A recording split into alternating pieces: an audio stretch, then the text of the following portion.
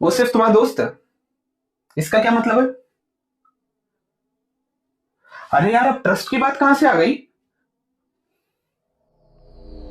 दोस्त, तुम्हें क्या लगा सिर्फ प्यार में ही धोखा मिलता है? फिजिक्स में भी धोखे मिलते हैं, कभी दिल लगा के तो देखो। ये फोटो देखो। नहीं नहीं, ये एडिटेड नहीं है। नहीं, ये एआई भी नहीं है। ये हमारा प्यारा मिराज है, या फिर इसे टेक्निकली हम फटा मुर्गाना भी कहते हैं। नहीं नहीं, तुमको फटा मुर्गा नहीं बुला रहा हूं मैं, इस फिनोमिना का नाम है फटा मुर्गाना। तो आओ समझते हैं आखिर यहाँ पे हो क्या रहे। तो सिंपली एक्सप्लेन करूँ तो पानी के ऊपर की जो लेयर होती है हवा की, वो ठंडी होती है एंड टॉप लेयर जो होती है वो गर्म होती है। तो लाइट जब ऊपर से नीचे आती है तो वो डिफरेंस इन रिफ्रैक्टिव इंडेक्स की वजह से बेंड हो जाती है। कुछ इसी तरह हम लोग रेगिस्तान में भी मिराज देखते हैं। ये तो थी basic physics, but let me ask you a very simple question. Light अगर ए पॉइंट से बी पॉइंट तक जा रही है तो वो एकदम सीधा रास्ता क्यों नहीं लेती? लाइट शॉर्टेस्ट डिस्टेंस नहीं बल्कि शॉर्टेस्ट या मिनिमम टाइम वाले पाथ को फॉलो करती है। ओके, रेगिस्तान वापस चलते हैं। रेगिस्तान की जमीन के ऊपर की जो हवा होती है वो गर्म होती है, तो वहां पे लाइट को ट्रैवल करने में ज्यादा प्रॉब्लम होगी एज कंपेयर टू ऊपर जहां पे हवा ठंडी होगी, वहां पे लाइट की वेलोसिटी ज्यादा होगी। सो वी कैन से जितनी ज्यादा हाइट होगी उतनी ज्यादा एक तरीके से वेलोसिटी होगी लाइट की। So v is directly proportional to y, the height, which is v equals to by।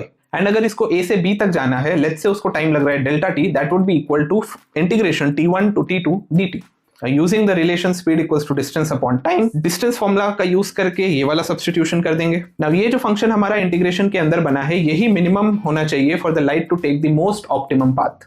सो यहाँ पे हम लोग ऑयलर लैग्रांज इक्वेशन का यूज करके इस लाइट का इक्वेशन ऑफ ट्रैजेक्टरी भी बना सकते हैं। सब्स्टिट्यूट करने के बाद एंड सॉल्व करने के बाद जो हमारी फाइनल इक्वेशन बनती है वो है ये, this is an equation of circle. इससे हमें पता चलता है उस ट्रैजेक्टरी का जो पाथ है वो सर्कुलर पाथ है।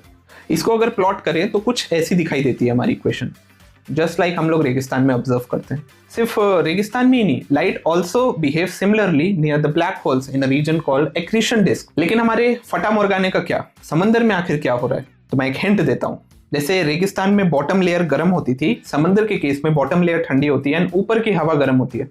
सो जो हमने रेगिस्तान के केस में किया था उसका जस्ट उल्टा करना है। यहाँ पे हम लोग कुछ ऐसा फंक्शन यूज करेंगे एंड जब तुम इसको सॉल्व करोगे तो हमारी जो इक्वेशन बनेगी वो कुछ ऐसी बनेगी, which is once again equation of circle, hence explaining this. So basic mathematical modelling से हमने 7 समंदर पार कर दिए, रेगिस्तान पार कर दिए and what the hell, black hole को भी थोड़ा सा समझ लिया। अब नेक्स्ट क्या समझा जाए?